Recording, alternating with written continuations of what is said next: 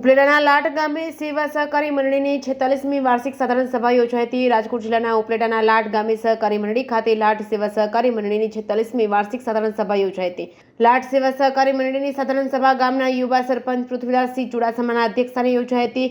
આ સાધારણ સભામાં મંડળીના પ્રમુખ તરીકે જોરુભા મોકાજી ચુડાસમા અને ઉપપ્રમુખ તરીકે ભરતભાઈ જમનાદાસભાઈ વાછણની નિમણૂક કરવામાં આવી હતી। આ તકે ગામના આગેવાનો, મંડળીના સભાસદો તેમજ સભ્યો, હોદ્દેદારો તેમજ ગામના વડીલો અને યુવાનો બોડી સંખ્યામાં ઉપસ્થિત રહ્યા હતા।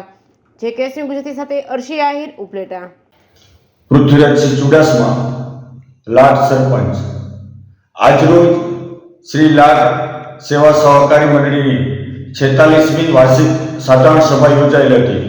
આ વાર્ષિક સાધારણ સભામાં સર્વાનુમતે શ્રી લાટ સેવા સહકારી મંડળીના પ્રમુખ તરીકે જોરુભા મોકાજી ચુડાસમા તેમજ ઉપપ્રમુખ તરીકે ભરતભાઈ જમનાદાસ વાછાણીની વરણી કરવામાં આવેલ છે।